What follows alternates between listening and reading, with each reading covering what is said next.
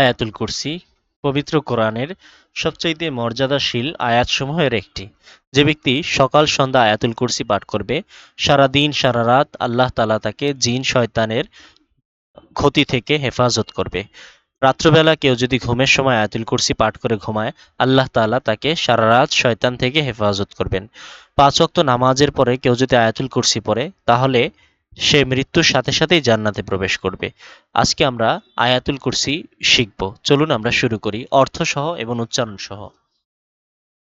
বিসমিল্লাহির রহমানির রহিম।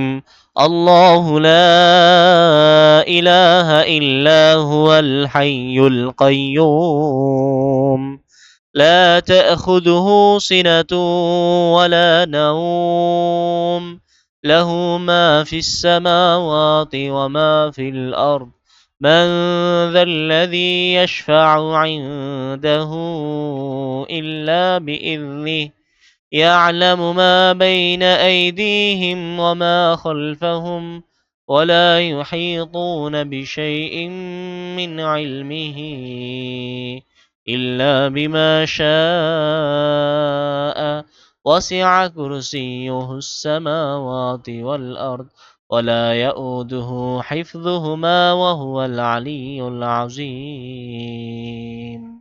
আয়াতুল কুরসির অর্থ আল্লাহ, তিনি ছাড়া কোনো হক ইলাহ নেই। তিনি চিরঞ্জীব, সর্বসত্তার ধারক। তাকে তন্দ্রাও স্পর্শ করতে পারে না, নিদ্রাও নয়। আসমানসমূহে যা রয়েছে ও জমিনে যা রয়েছে সবই তার।